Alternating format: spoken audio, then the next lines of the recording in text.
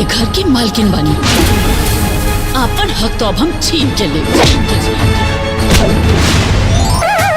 बहुत अकेले सूते के मजा ले ले बड़े नु, अभी हमारा कोठरी में सूते।